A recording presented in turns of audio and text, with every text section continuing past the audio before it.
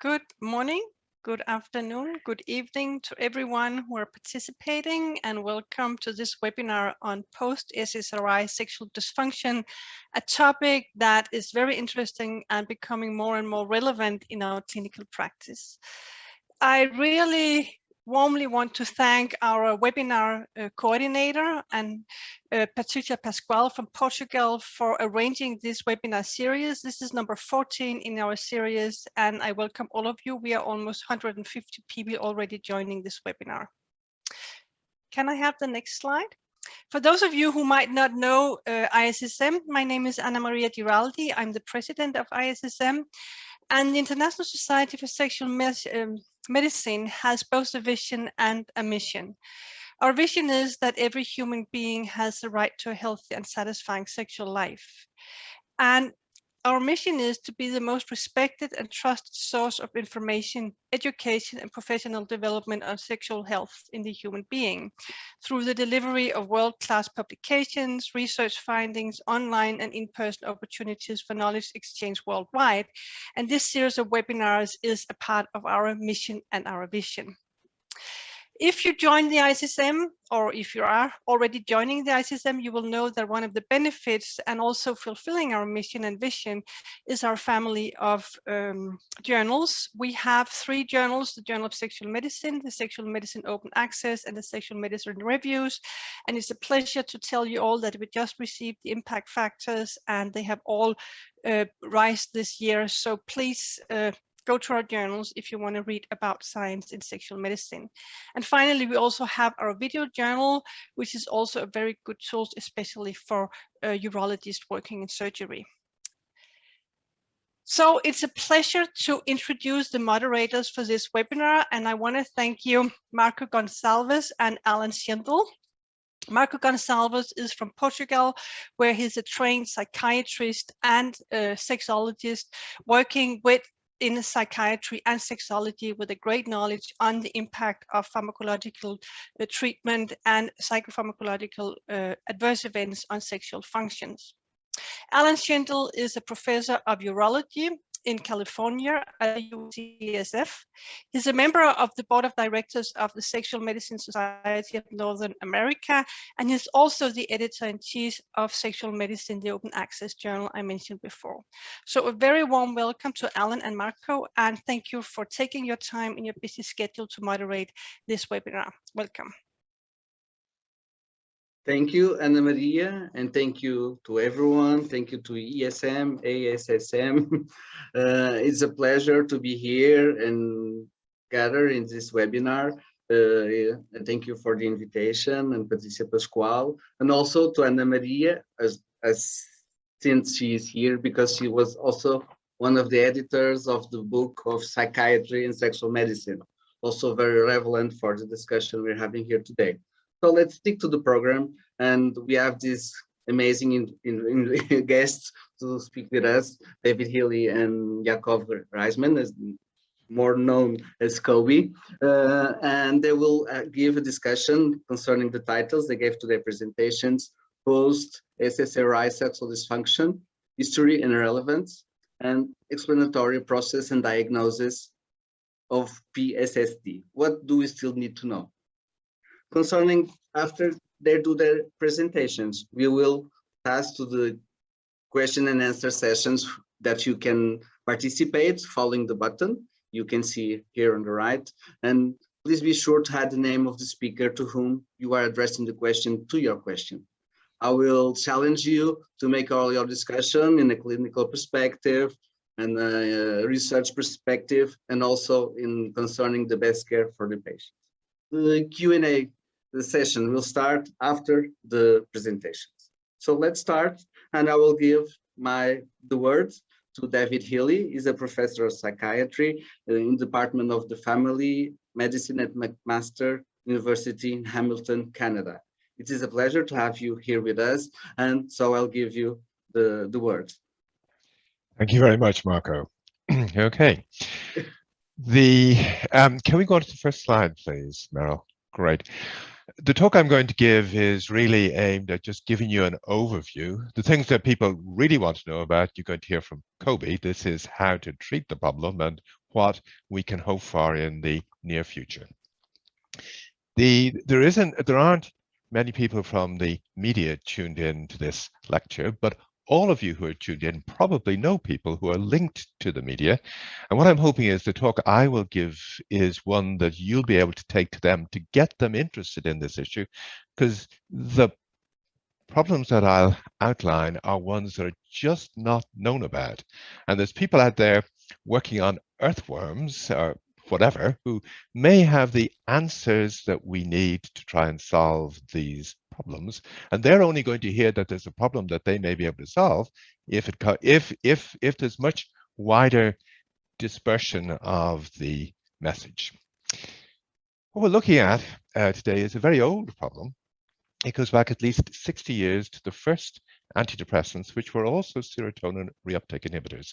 Drugs like amitriptyline, which almost instantly after it was brought on the market, was noted to cause sexual problems.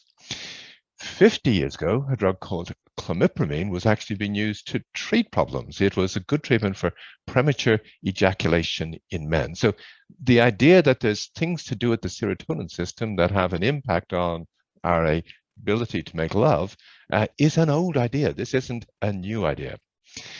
The first description probably of what we now call persistent genital arousal disorder goes back nearly 40 years when people withdrawing from clomipramine, which has been used to treat OCD, were noted to have persistent genital arousal problems, or at least that's what we'd call them now.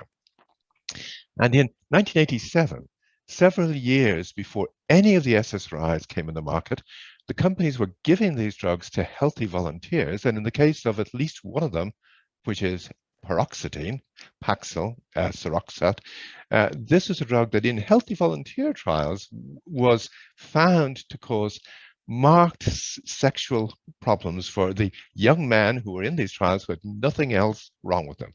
Within a few days of being on these drugs, they were saying, hey, one of my problems is I'm just not able to function. And one of the interesting things is also that in some of these healthy volunteer trials, it appears that there may have been some people who had enduring problems after they had only been on the drugs for a week or two. You know, the records seem to indicate that the problems that they were left with problems after the healthy volunteer trial was over. And the regulator in the UK has had reports about this going back before the drugs came in the market to treat people. Can we have the next slide, please? As you'll all know, I think, the SSRIs as a group generally came in the market in the early 1990s. The labels on these drugs claim that, well, there is a rare problem that can happen when they're on these drugs. A very small number of people, we think from the clinical trials we've done, report that they aren't able to function properly from the sexual point of view.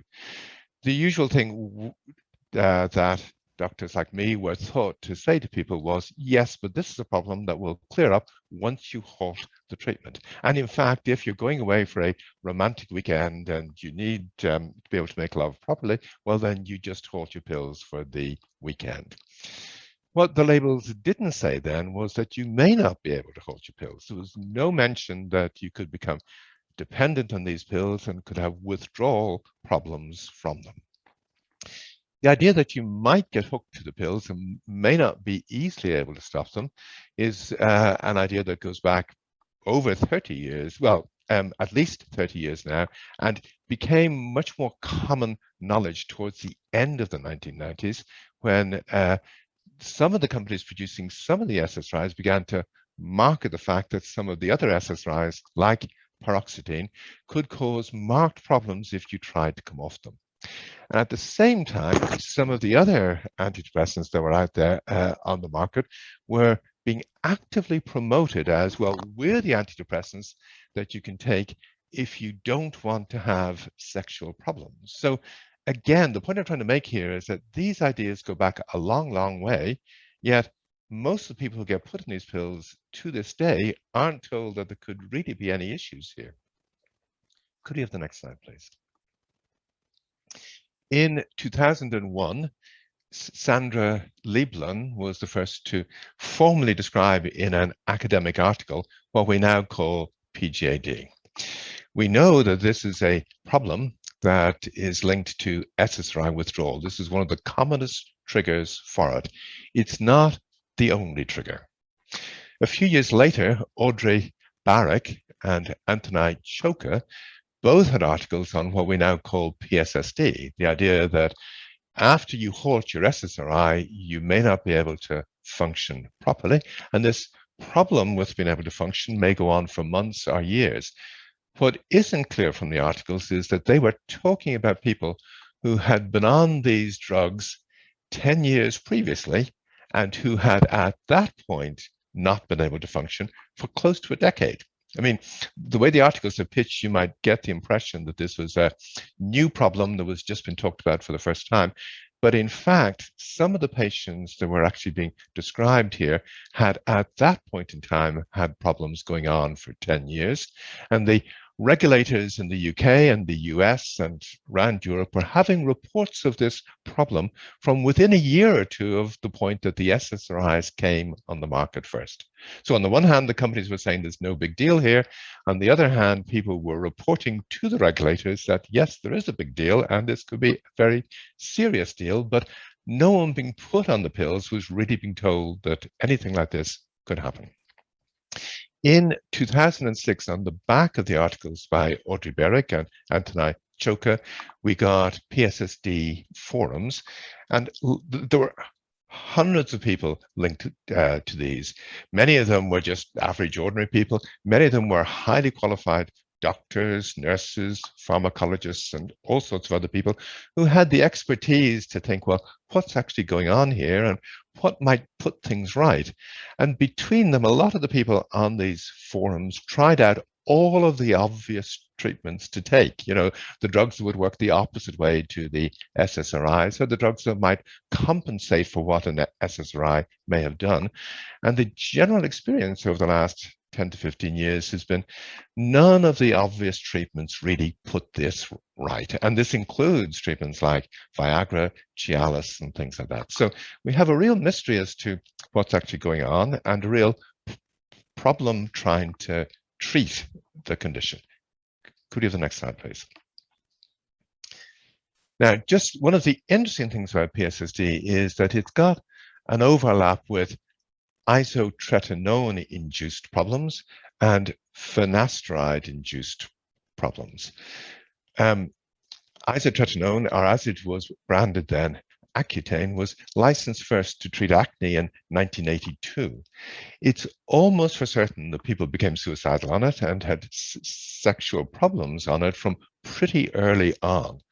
These things didn't get reported widely.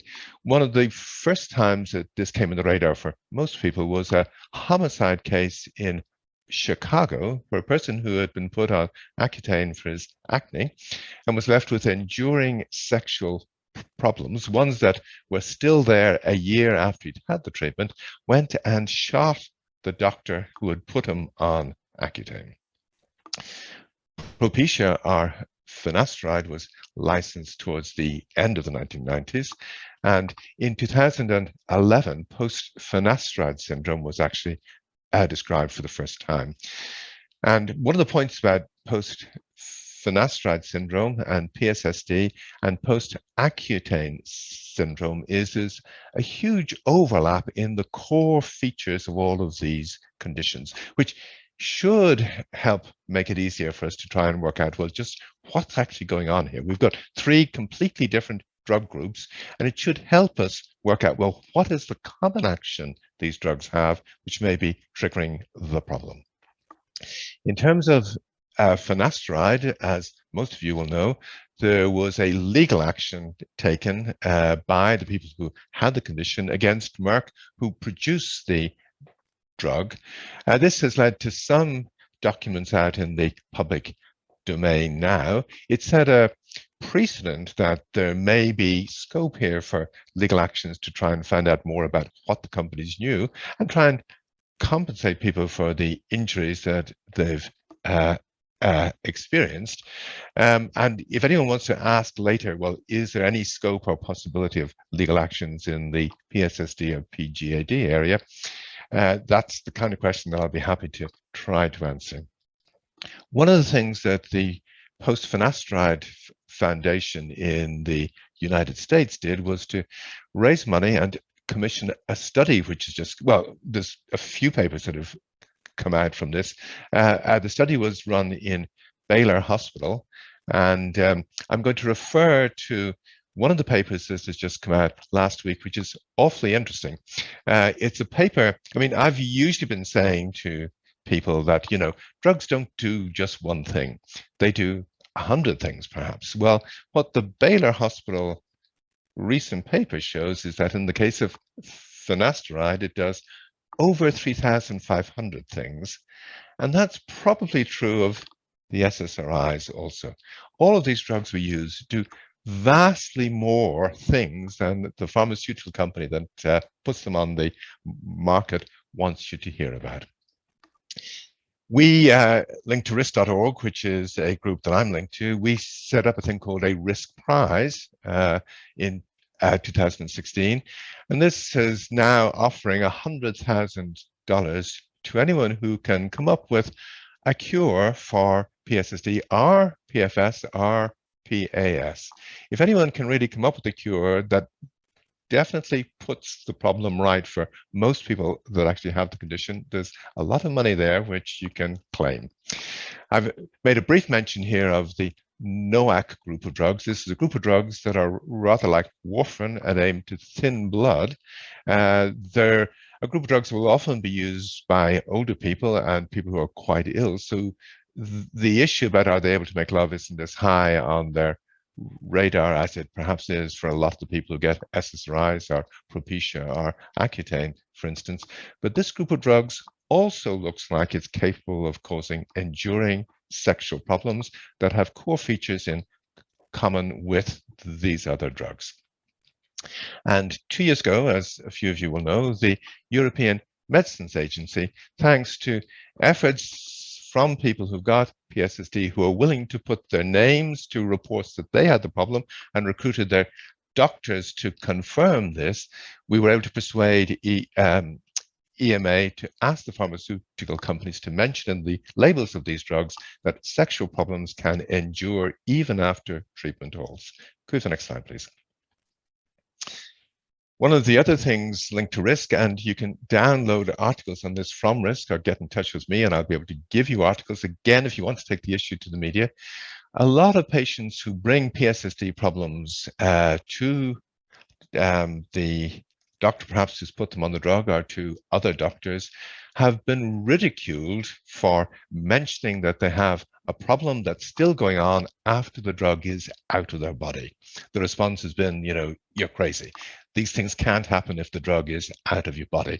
But in actual fact, you know, there are a range of conditions like tardive dyskinesia, which is well known to be a problem that can endure for years after you stop treatment with an antipsychotic. So the fact that a problem can keep going for years after the drug has left you is not that surprising. We have a growing number of people who are confirmed to have gone on to commit suicide because the condition they've been left in, whether they've got Pssd or PFS or PAS, is so horrific and difficult to live with that it has seemed better to them to just kill themselves. That's been circulating for a while, the idea that there are people who have gone on to commit suicide, but there are now very clearly confirmed cases that, you know, I'm sure we can get at the families to talk to the media if need be. One of the other things to draw attention to is this, that the SSRI group of drugs, there's close to 15% of the population in most Western countries who are on these drugs now and who aren't able to get off them. So there's close to 30%. That means the person on the drug plus their partner in some areas of the different countries, because there's going to be pockets where these drugs are used more and pockets where they're used less. But in some areas, there's going to be up to 30% of people who are not able to now make love the way they might wish to be able to make love, which is a significant public health problem. We know that replacement rates in a lot of Western countries are falling. That is, we're just not having enough children in order to replace the population. And while the SSRI group of drugs and the drugs that we're actually talking about here aren't the sole cause of this, they're certainly likely to be a contributory factor of some sort. Go to the next slide, please. Yeah, now we're almost at the end. One of the reasons to raise the profile of all this is to save people's lives, to stop them being ridiculed when they go along to try and get help. But also there's an extraordinarily interesting pharmacological problem here. How does a drug cause enduring problems after it has left the body? I mean, there's the issue about how do the SSRIs cause us to have sexual problems at all, but there's the other issue, which is how come the problem goes on? And no one has an answer for this. And there's a Nobel Prize to be won if someone comes up with the answer, because there's great good that could be brought out of it. If we could understand what's going on, there's the possibility to produce good effects that go on for months or years after you've had the drug for a very brief period of time, which will be a lot better than having people on just loads and loads of drugs the whole time. The other interesting thing here, and this brings me back to the Baylor study, which is that one of the interesting things, well, yeah, the point I mentioned is that these drugs, that a drug like finasteride can have 3,500 effects on each of us. And what the recent Baylor paper shows, which is awfully interesting to me, is that, you know, these problems may have nothing to do with the brain.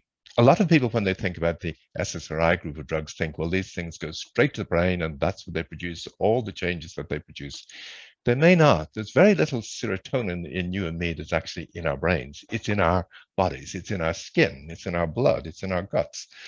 It's not in the brain. And of course, Propecia, you know, acts on hair, and isotretinoin acts on skin. So one of the interesting features about the recent Baylor paper is how many of the genes that they looked at that have been changed by this drug affect the sensory organs we have, our eyesight, our skin, and things like this, as well as skin generally.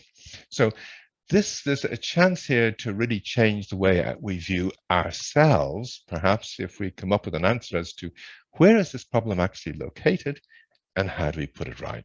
So can we go to the last slide, please? Right, I mentioned earthworms earlier on, and a few of you may have thought that was odd. And one of the issues here, and one of the reasons to come back to the media, is this. It may well be that there's people currently working on earthworms or fruit flies or whatever, who have observations that may help solve the problems that those of us who take SSRIs or have problems from them have been left with. The great need we have is to get word out about the condition, to get greater interest in what's an extraordinary and intriguing condition for those of us who don't have it, and a terrible condition for those of us who do have it, because there's likely people out there who have an answer, but don't know that they have the answer to the problem that we've got. So there's a chance to save lives, there's a chance to transform pharmacology and transform the way we see ourselves also. Thank you.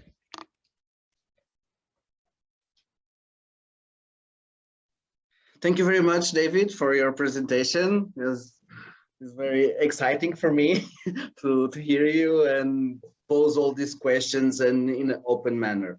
As I said before, as an activist psychiatrist, I would say that when you stop SSRI, probably the suicide rate will be higher because you'll stop taking the antidepressant. And it's funny because I will say that finasteride, people will keep on finasteride more easily than going on SSRI. That is a teaser for all the questions people will having.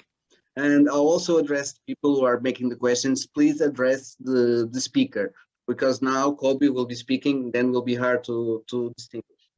So it's time to present Kobe. He's very known. He was the former past president of ISSM. I was with him in the first advanced course of the ISSM, and I'm proud to present him. He is a urologist and certified sexologist. He's the medical director of Clare Health Amsterdam, program director of sexology at Rhino Amsterdam, co-director of the ISSM School of Sexual Medicine, honorary and visiting professor of andrology at Federal Institute of Urology in Moscow and Jiaotong University, Shanghai. Multiple diverse. So I will give you the word, Kobe. Thank you, Marco, for the very nice introduction, and thank you, ISSM, for daring have the guts to put such a controversial subject to the webinar. And I saw among the participant list of names a lot of friends and a lot of people that I know and a lot of people who know a lot about SSRIs and Pssd. And actually, we're sharing today a lot of information together. Miriam, can I have the next slide, please? So I'm going to talk in the next 20 minutes about SSRI, some side effects, theory about Pssd, the symptoms of the patients, what they're suffering from, what to do in the diagnostic process and the possible patient management. And I even dare to present at the end 2 slides of clinical experience that Emanuele Giannini and I have done with some patient. It's submitted for publication, but not published yet. Next, Muriel, please. And the question that I've been asked, what do we still need to know? And I can tell you everything. We are still totally in the dark concerning Pssd. What we do know, actually, we do know that SSRI are registered for the treatment of depressive disorders, anxiety disorders, sometimes for obsessive compulsive disorder, panic attacks, and PTSD. We, urologists, sexual medicine professionals, use SSRIs very often for premature ejaculation, but this is completely off-label. And we know that in the United States, it's the 3rd most prescribed medication. 12% of the population used or have been used SSRIs. In the Netherlands, where I'm living and working, is only 3% of the population. 3 is also very high. And we also know that when we talk about depression, it's much more prevalent in women than men, but the data that we have about Pssd, that it's much more in men than in women. Next slide, please. And there are many possible explanations to that difference. One of them is actually that the pharmacokinetics and the pharmacodynamics of SSRIs is totally different between men and women, but the clinical recommendation for use are completely the same. Women premenopausal compared to men responds better to SSRI than tricyclic antidepressant. Men suffer more often from sexual dysfunction than women, but the women report in greater intensity of the sexual dysfunction. Next, please. And we all know that actually almost all SSRIs have sexual side effects. And as David told us in the beginning, the report about 5%, but there are a lot of publication also for Anita Clayton, where the, let's say, post-marketing studies show that there is higher percentage. And you see here in one of the studies that the side effects prevalence is very high and mainly on desire and on orgasm, and less on the arousal impairment, erectile dysfunction of lubrication. Next, please. And I saw these slides borrowed from Anita Clayton, actually, about the neurotransmitters and hormone and the influence on sexual functioning, and why I'm doing to put out where serotonin is working. And that's explain why the side effects is mainly on desire and orgasm.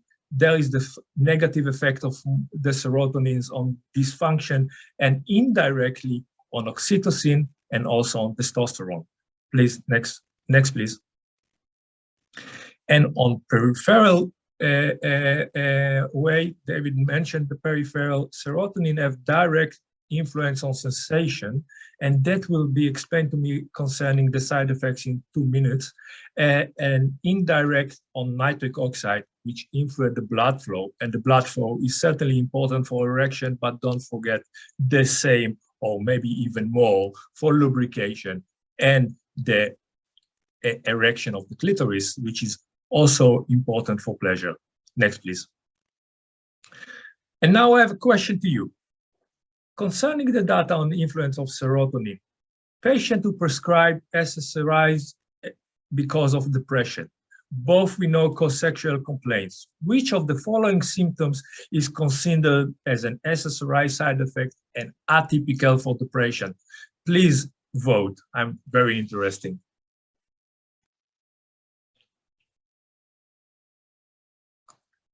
Is it the loss of libido, the erectile dysfunction, the genital numbness of anesthesia, or decreased lubrication?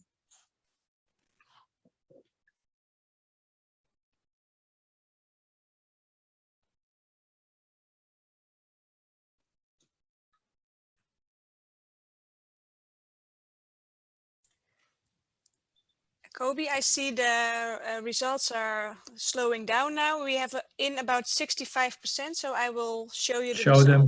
Yes, please. Just of interest. Yeah, marvelous. Majority reported the genital numbness, and this is clearly, if you see the effect of neurotransmitter on the central organs or the peripheral organs. Next slide, please. Thank you, Miro.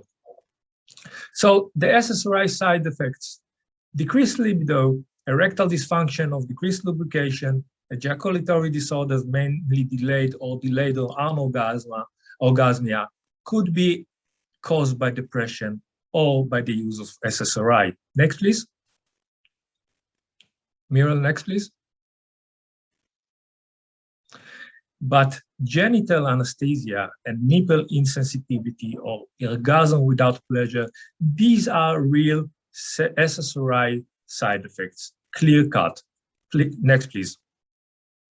And an analysis from a master thesis from the University of Utrecht, where they compare a group of patients with depression without SSRIs and a group of patients with previous depression and previous use of SSRI, show higher level of genital anesthesia, nipple insensitivity, orgasm without pleasure than in the control group, even if it was controlled for gender and depression level. Next, please.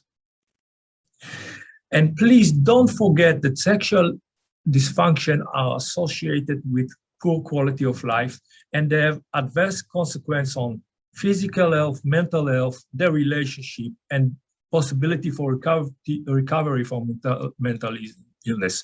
All this conclusion came from this thesis from Utrecht 2 years ago. Next, please. And what is the evidence for the Pssd?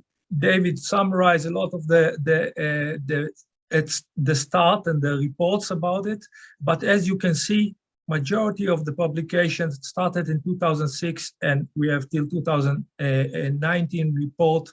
All of them actually, with limited number of females, show that the symptoms reported are connected to diminished capacity for experience sexual pleasure. And it is obvious, if you have less sensitivity on the genital, you will have less pleasure. And if you have problem with orgasm, it will also be possible to cause less pleasure. Next, please. And I add to this list also the study of David Healy with 229 reports, which is amazing. And what makes it more difficult is actually Pssd appear in all ages. The duration of the use of the SSRI can vary from 1 day to 16 years, and it could stay as long as 1 month to up to 19-20 years after the discontinuation of SSRI. So it's a tremendous problem, and emphasize what David told us, actually, drugs do much more than one effect on human body, this human body that we know. Next, please.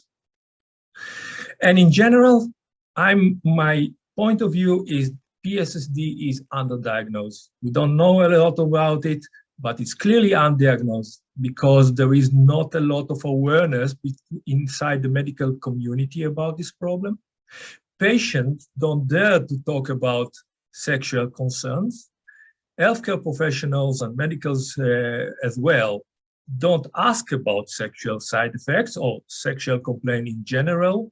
And we have still discussion about the existence of Pssd, and some of the doctors, if they don't understand the mechanism of the complaint, they neglect it.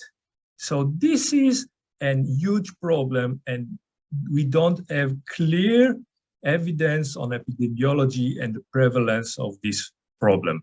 Next, please. What we don't know, actually. What's happening?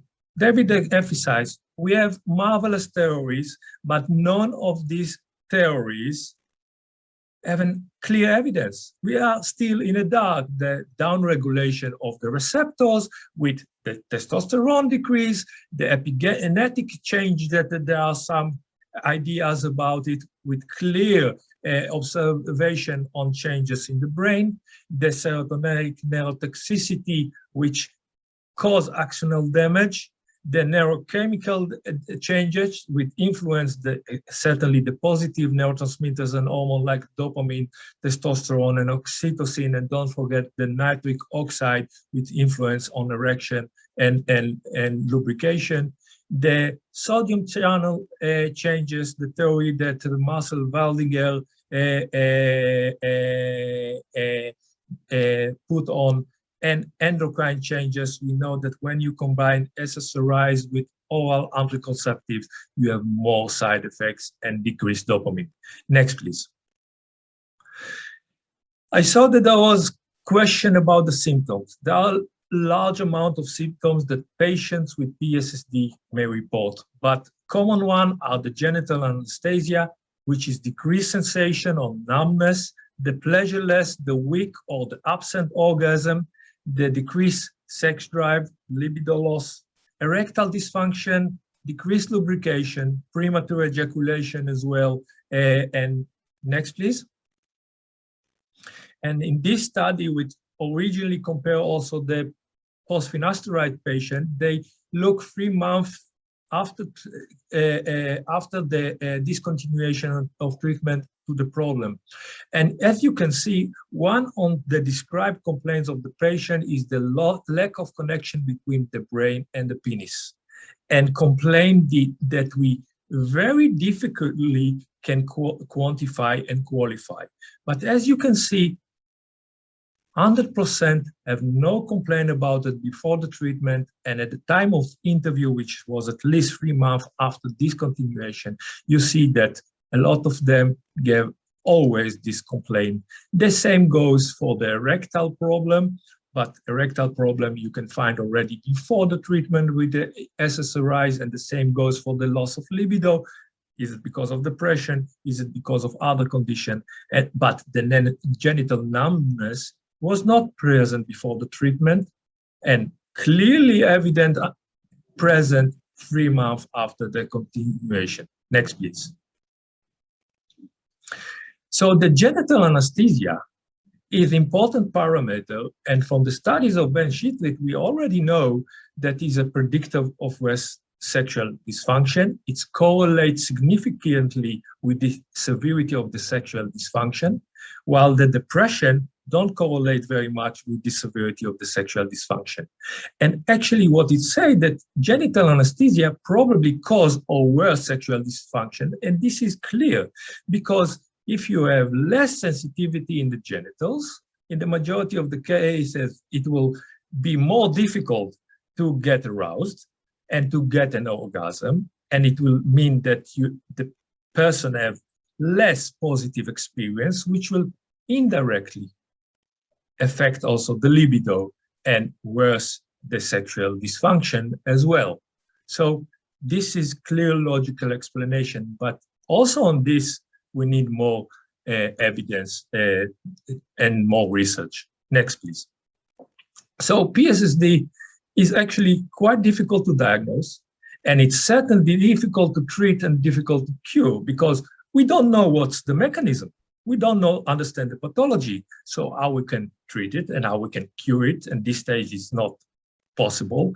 And actually, because it's difficult to diagnose, it can get and to treat, is giving frustration for the patient and for the physician. And to myself, my first experience with patient was at about 2007, and I thought, what is going on? I don't understand nothing, and that was the reason to start to look, and I only found at that time a few reports. So I'm happy that people like David put it on the map actually and make it very clear that the problem exists and we need to do something for that with our patient. Next, please.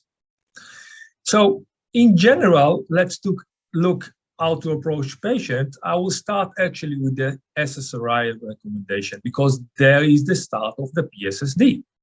When it's possible, please avoid them. I know that Marco, as psychiatrists, already say sometimes we need it. It's unavoidable. Totally understand. Depression can kill people. So we need to take it into account. But if we can avoid the use of SSRIs, please do it. But if you prescribe SSRIs, please inform your patient about the possibility of side effects, the possibility of withdrawal syndrome, and the possibility of the continuation of the symptom despite the discontinuation of the medication. And because we don't know enough, please assess or ask about sexual problems and dysfunction before the prescribing SSRI, during the treatment, and after the treatment. This is the only way that we can gather. And if we need to do a project to help us on that, is total registrations of patients in general with the side effects and after the treatment. When the patient has sexual side effects on SSRI, there are some few possibilities. First of all, drugs holiday is prescribed in the literature. I never did it because it could cause a withdrawal syndrome, because it takes time to get rid of the side effects of the SSRI, and they will need it after the weekends, etc. You can reduce the dose. It helps. Studies show that about 30% of the patient will have less side effects in 3 to 6 months. They need to wait a long time, or change to a drug with less sexual side effects, as you see on this slide. Next, please. There are reports in the literature of the possibility of use of antidotes. Some of them you know, like the PDE5 inhibitors, and certainly in females, there are nice study of the use of PDE5 inhibitors in females with depression and use of SSRIs. But remember, all these antidotes are reports in an anecdotal way. There are no randomized control studies about that. But again, to give you an idea what you can do in case that patient on SSRI suffer from sexual dysfunction. Next, please. But as I already say, is capitalizing what I said till now, Pssd occur in all ages, in both sexes and in all ethnic groups. It can start after a few doses, but apparent after years of exposure and persist for decades afterwards. There is varying degree of severity of the complaint, and we don't have a clear method of investigation. We cannot use the MRI and the CT and the laboratory test that we say this is a Pssd. The only instrument that we have to do the diagnosis is the best instrument that we have, and this is clinical, medical, sexuological history. This is the most important, no matter where sexual problems are, but certainly with Pssd.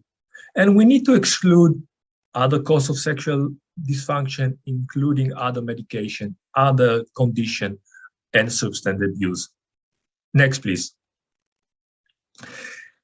David Healy initiated a diagnostic criteria for Pssd. It's unpublished yet, with a lot of experts who collaborating in it, but actually the sense say that if you want to use the criteria, if the prerequisites are that there is a pre-treatment with SSRI of SNRI, there is change in genital sensation after the stop with the medication. Sexual complaints are there, not all of them are apparent in all of patients, but these are the possibility of sexual complaint, and it exists more than 3 months after stopping of the treatment. We need to exclude sexual dysfunction that already exists before the treatment with SSRI, and of course, to think about other conditions who can cause the problem. And don't forget that the patient not often not complain only on sexual dysfunction. They sometimes complain on emotional numbering, on sensory problem involving skins, taste, vision, and cognitive problem as well. I have patients who were not able to continue their daily activities and the social contact with Pssd. Next, please. And in the diagnosis process, we have another challenge. Is that Pssd? Or is it depression or anxiety? So one of the things that can help us is setting an end timeline. when the complaint started, when medication started, when it stopped, how the complaint went, increasing in intensity, decreasing, variating. This makes for us a clear clinical picture. Think about genital anesthesia, nipple gland sensitivity, and pleasureless orgasms as more or less pathognomonic for Pssd. And if you have uncertainty about the depression or anxiety, consult a psychiatrist, or at least use a very validated questionnaires like the Beck's Depression Inventory. I recommend to use sexual questionnaires like the IEF and the FSFI and orgasmometer to qualify the intensity of the sexual problem, help us to follow up, help us to motivate the patients to show when there is improvement as well. And don't forget to check for hormonal imbalance, because this can be a cause of sexual problem. Certainly the thyroid function, the testosterone, the prolactin are mandatory to exclude a problem with those issues. Next, please. And the patient approach with Pssd is a multiple approach, because we need to use many modalities in our treatment, consult the psychiatrist, use medication, use other behavioral therapy, provide emotional and psychological support. When they come to us and sexual medicine physicians, they already went to the GP and the urologist and the psychiatrist, and some of them already told them, you don't have nothing, but they are suffering. And this is a problem. So address this, give emotional support, address their fear of permanent problem. It could be a permanent problem, but let's talk about this problem and be honest about our knowledge. We are still in the dark. What we can do is help them the best way we can help. We cannot promise anything. Next, please. And there are a lot of treatment possibilities, and I'm not going into details about it, and they are connected to the theory of that exists about the cause of Pssd, like activation of the dopaminergic system with the drugs like buspropionate, trazodone, or mirtazapine, which may increase libido in some studies. Next, please.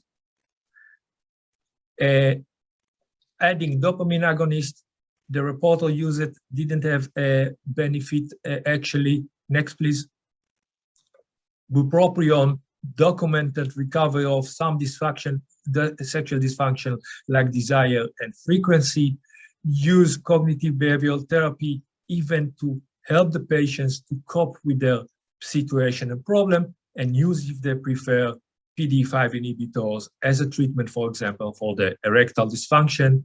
There are some report of the use of naltrexone for sexual behavior, again, without a lot of clinical benefits. Next, please. And there are some anecdotal reports about the use of other supplements for reduction of symptom severities, imipramine for improvement of ejaculation, Ritalin for increased dopamine transfer and better ejaculation, trazodone for reduce of the severity, and Marcel Waldinger use low power laser irradiation for genital anesthesia. Again, only anecdotal reports about that. As I said, Emanuele Iannini and I developed our concept for how we get this problem. Next, please, Muriel. And we decided that we want to restore the brain-genital connection to help and to, next, please, increase or improve the sexual health of the patients. And we did it with combination of treatment, multimodal. First of all, lifestyle. Exercise at least 4 times a week, 40 minutes of aerobic exercise, quit smoking, reduce alcohol, no drugs. Check for hormonal problems and correct them if available. I must tell you that in our patient, we didn't solve it. We decide to use supplements instead of medication. And why? Because my experience is that a lot of patients don't want to take any other drugs. So with supplement, they feel more secure, and we advise them to use L-arginine, L-sertraline, because there is some evidence for the beneficial effect on erectile function, on nitric oxide, and on dopamine of those medication. If the patient agree of use of pharmacotherapy, we used PDE5 inhibitor for erectile dysfunction, bupropion for the low libido, and psychological intervention like CBT for coping, sex therapy, sensitive focus to increase positive experience on sexuality. Next, please. And I can show you 12 patients, very limited results because we cannot randomize those people. All of them are male. And as you can see on the IAF and orgasmometer, significant, not so strong improvement of their complaint, but is little improvement. At least we reaching something. Next slide, please. So my take-home message to you is think about Pssd is underdiagnosed. There is a viable clinical presentation all going on the diminished capacity to experience sexual pleasure. The symptoms of genital anesthesia, nipple intensity, pleasureless orgasms are quite unique for the SSRIs, and Pssd have tremendous impact of the patient and the partner quality of life and sexuality.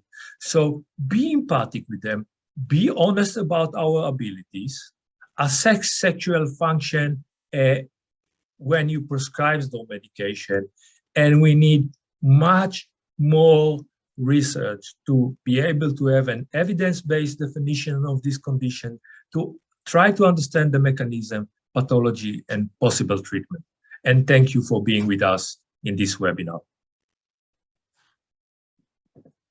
Thank you, Kobe, very much for your inspiring brainstorming. It was very inspiring for me and for everyone. I'll give the word to Alan to go on to the Q&A. Yeah, thank you very much, both of you, for this outstanding presentation on an underrepresented and very important topic that really doesn't get the attention it should. A lot of really good questions came into the Q&A. Unfortunately, we won't be able to get to all of them. I will try to bundle them when there's related sort of comments. I'll start off, a question either for either David or Kobe. Are there data suggesting that the rate of either initiation or discontinuation of SSRI therapy has an influence on risk of developing PSSD for either? Can I quickly hop in on this one, because this is one that I've been interested in for a long time? No, the rate at which people come off SSRIs doesn't cause the problem. One of the things is, while PSSD clearly, with its name, says it's a problem that's there after you stop the SSRI, it's also clear that there are some people who go on to PSSD who have the problem even before they stop. They've got the profound genital anesthesia beyond the ordinary and all of the features of the condition, and things don't particularly change when they come off the drug. There's some people who have a problem on the drug and they come off the drug and things get much worse. And then there's some people who don't have a huge problem on the drug but have a dramatically bad problem when they come off the drug. But it's not clear that it's got anything to do with the rate people stop. One of the problems here is that people, when they end up with a condition like this, start blaming themselves. I mean, they may blame the drug, but often they blame themselves. I did something wrong. Nobody who has this condition did anything wrong. The things that were wrong is that you weren't told this was a risk to begin with, and other companies knew about it. I totally agree with you, David. We don't have any data that we cannot correlate because there is different pattern which we don't understand. And Marco said in some moment, maybe before we start the webinar, a lot of people blame the drug. It's easy to blame the drug when you are aware about what the drug are possible to do, but a lot of them are not aware of it. I have patients that when I said to them, this is probably contribution of the drug to all problem, the eyes was open and at least they have a label to hang on because they blame themselves. And when they blame themselves, it go through the relationship and they are not coming out from this problem together because they start to blame each other. There is anger, frustration, and contradicted thoughts. Great, thanks so much. Two questions that were asked, they're sort of related. One about the potential fertility implications of SSRI therapy for both men or women, and a related question, any genetic effects on offspring that are known from SSRIs?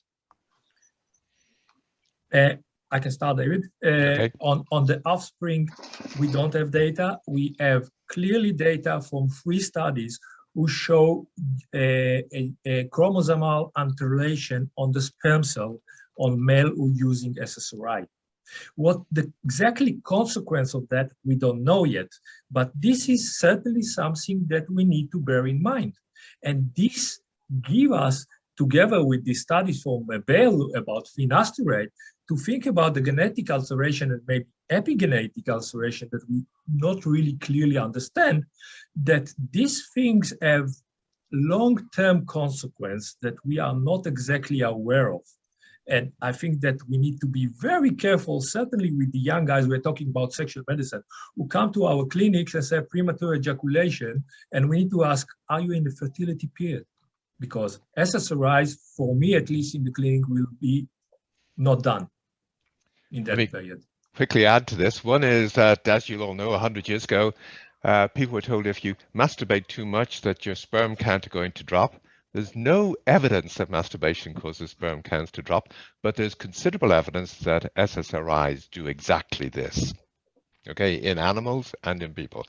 As regards women who take SSRIs, SSRIs double the rate of miscarriages, double the rate of significant birth defects, and double the rate of behavioral abnormalities in children born to women who are on these drugs through pregnancy. We've got a series of articles on this, and I'm happy to email them to anyone who wishes to have the details. Thank you, David. I think we might need to do some of that because there's obviously a lot of interest in this topic. Sticking in the theme of women and post-serotonin sexual dysfunction, there was a comment that came in about the data on using female Viagra, and I'm assuming by that they mean drugs such as flibanserin or bremelanotide or any other approved drugs for female sexual concerns. Are there currently data on the use of those specific drugs for female sexual concerns in the treatment of PSSD? Probably for Kobe mostly, but then David, if you want to speculate, I'd be happy to hear what you have to say. I had a break in my Wi-Fi. What is exactly the question, Alan? Sorry. The question relates to the use of drugs designed and approved for treatment of female sexual disorders. Again, examples being flibanserin or bremelanotide. Have those been used, and are there data to support their use? They are used. Not extremely prevalent in Europe, at least. Flibanserin is not available at Europe. I think that Erwin Goldstein is among the participants in this webinar, have the largest experience of using of them from all of us and some others. We don't have really data about this risk. And the paper that I know, I'm not the expert on that, didn't show a clear genetic alteration of this kind of problem on the females. Let me quickly come in on this one, which is there's a lot of drugs that clearly can enhance libido one way or the other and improve various aspects of performance.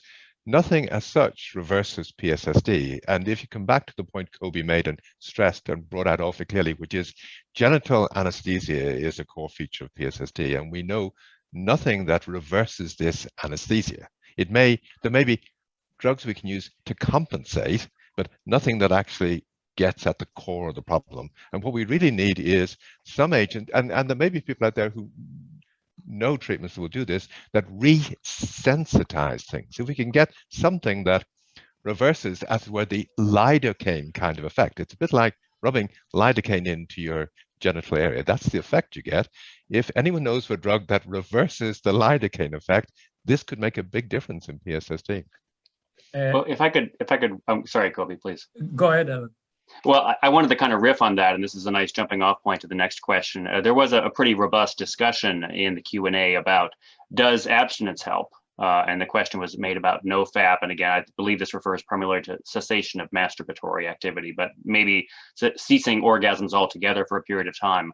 Does that prompt recovery, or have you seen it work? And there was obviously just this agreement in the Q&A even about whether it works or not, but what are your thoughts on that? Abstinence doesn't help at all. It's only giving more frustration. It's like one of the things to emphasize here is there's a lot of people who have recovered naturally. So this is a condition that people can recover from. And there's also a group of people in there who have definitely recovered taking various different things, but when you try to get other people to try what has helped the first person, you find that it doesn't work for them. So we've got some people where certain things have worked, but they don't work more generally. What we're looking for is something that's going to help at least half the people that have the condition, and we don't have that at the moment.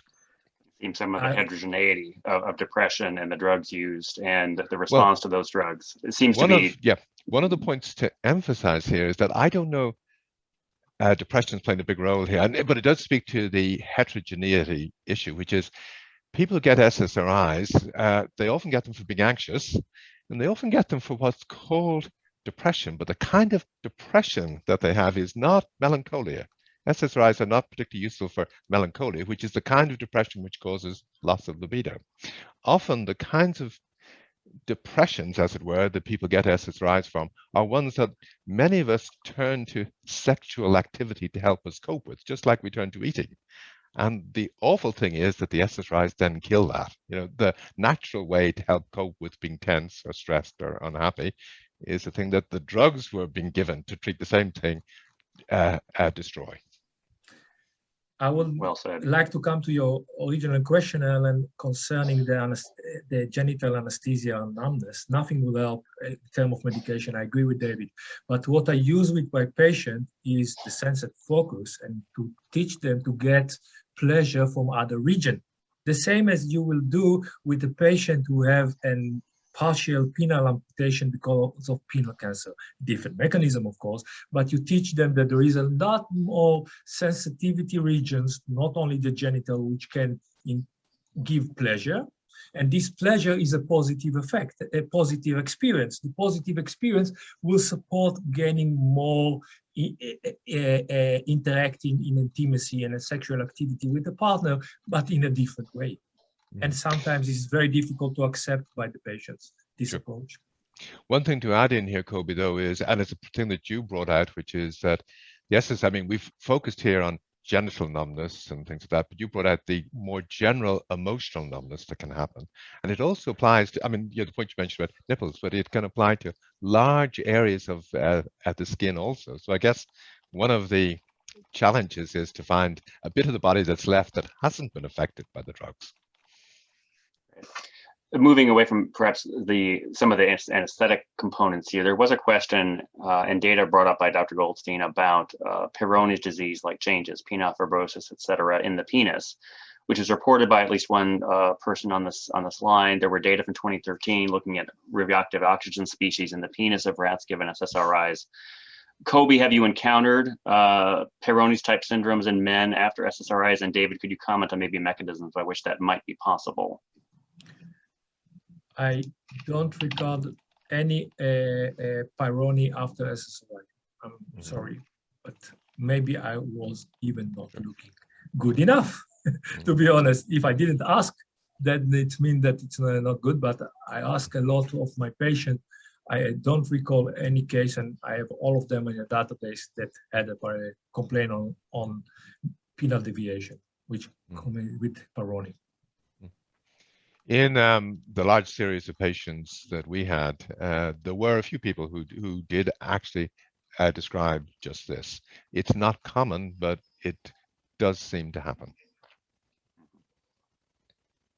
And if I may, I would like also to add, I think we all have to think this more often and rewrite all the information and data and make a translational research self-actualization.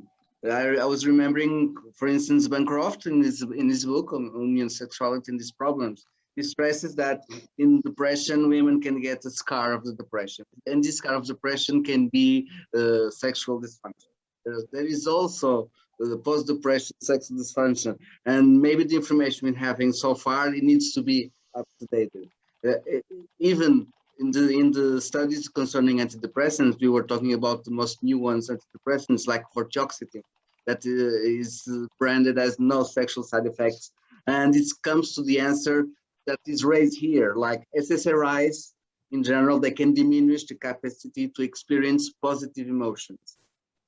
And so there are lots of, if this Pssd is preventable, we can prevent. And there are other antidepressants that may not have the risk of this Pssd. There is solution for taking care of the depression. There is solution for also the sexual problems. And this multidisciplinary approach, like Kobe was saying, is very important. And I'm also very fond of the sensate focus. And sometimes it's very hard to work with the patients with this situation but in the relationship, in the therapeutic relationship, when you can do that with the treatment, it gives usually good results. Thank you. Question came in, and again, it's from Dr. Clayton about the case reports. She had mentioned this is obviously a pressing problem for people who have it. What do you think the prevalence of this severe variant, the severe phenotype of post-serotonin syndrome, post-serotonin sexual dysfunction is in terms of overall risk? It's a dramatic effect when it happens, but how often does it happen? And that might be for Kobe.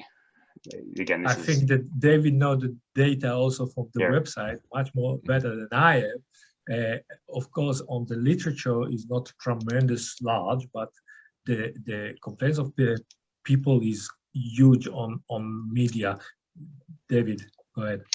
Yeah, one of the issues here is that we get reports into risk.org on this. We've got over 1,000 reports of people with Pssd, so it's not rare.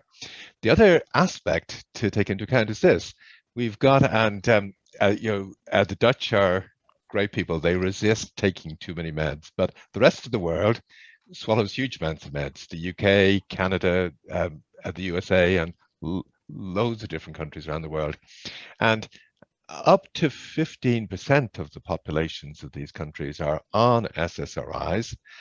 They may not have Pssd. They may think they'll be fine when they stop the drug.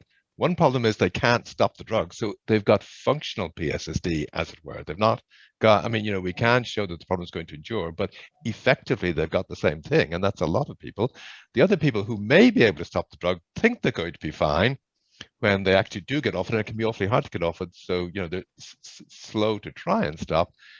But the problem is there may be thousands of them who end up with Pssd. You've got to be able to get off the drug to find you've got Pssd, post-SSRI sexual dysfunction. And there's so many people who just can't get off these drugs. I generally say, I will not say that I completely agree with the remark of Anita, but it's very important to think about this issue. Even if it's not so prevalent, even if it's rare, the people who suffer from it suffer tremendously, and that have tremendous impact on their life, on their relationship, or the quality of life. So we are sexual physician, the one who are the guardians of quality of life and sexual health, certainly need to be aware of.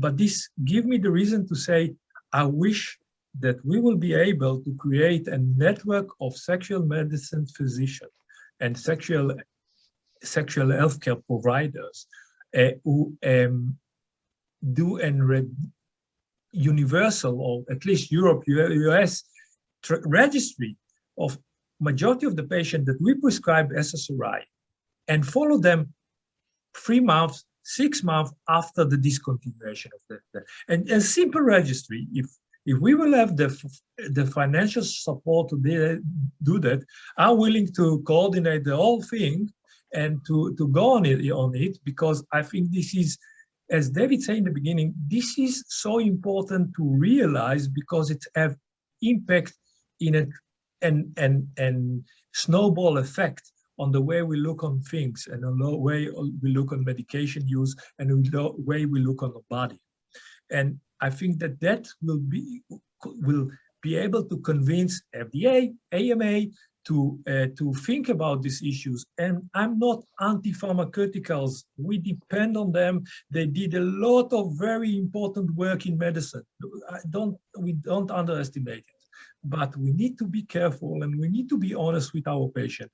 And our first mandate is do no harm as a doctor.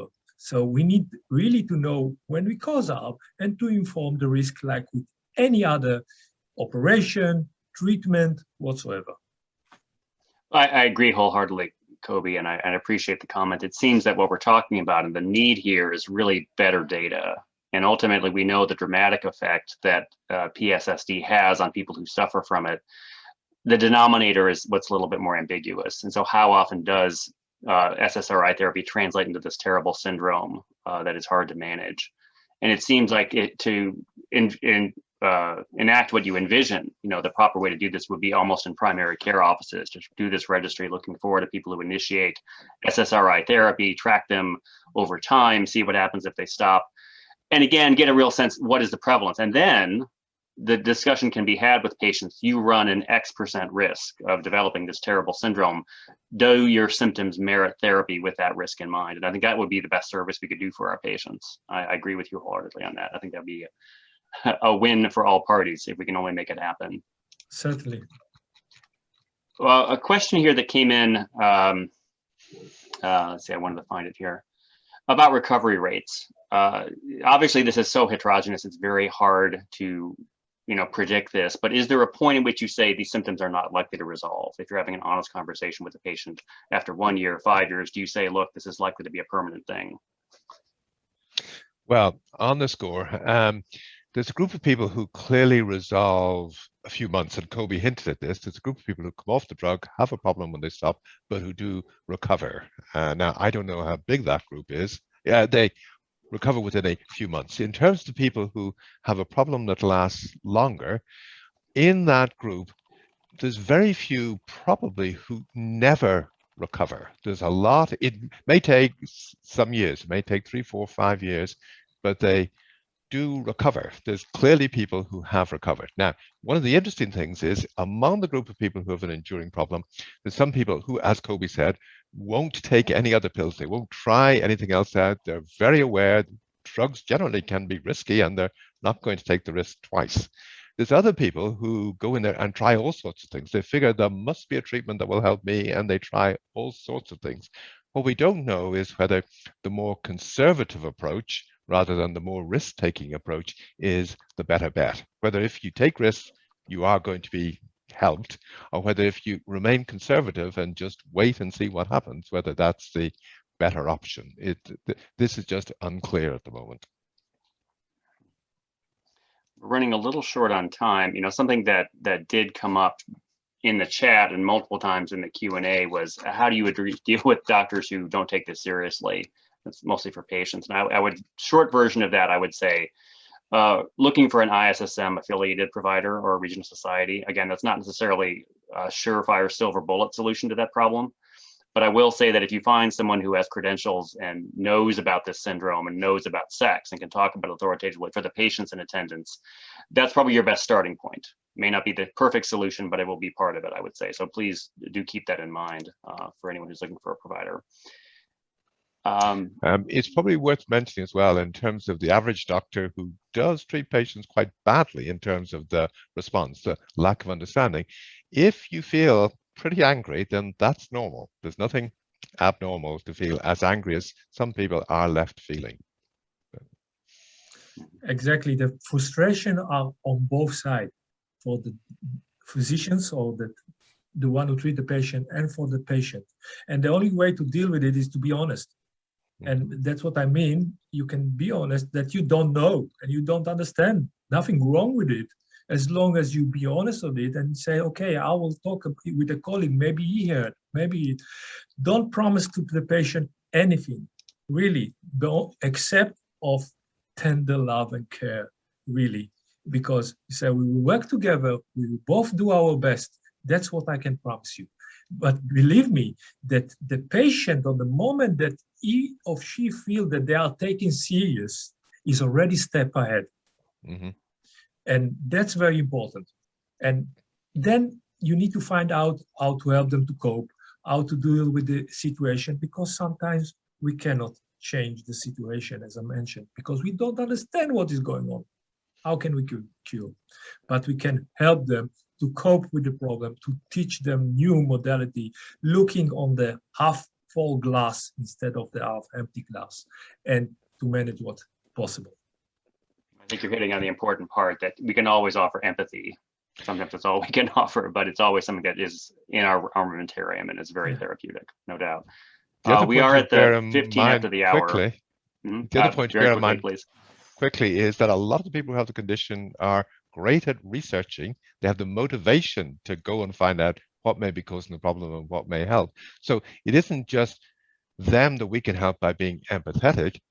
They're a bunch of free researchers who can help us and help the field, and we shouldn't ignore that. Absolutely. Thank you so much, everyone, for attending, and for the ISSM for hosting this, and to our wonderful presenters, and Patricia especially, who's not here, but was instrumental. Thank you so much.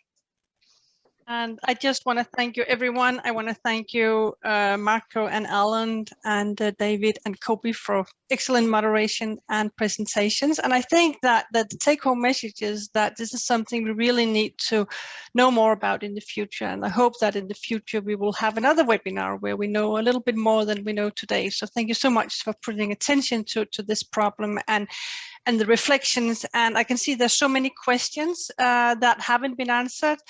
I think that we are running out of time, but I want to thank everyone for being here. And I can tell you we have had people from Afghanistan, from Sweden, from Ireland, from Uruguay, from the Philippines, and we have had people from all over the world. I just want to finally announce our next webinar, which will be in August 26th, and that will be something maybe not completely different, but it will be about communication about sexual problems in the clinical setting. I think this goes very well into what was discussed the last minutes from David and Alan and Kobe about how do we talk to our patients.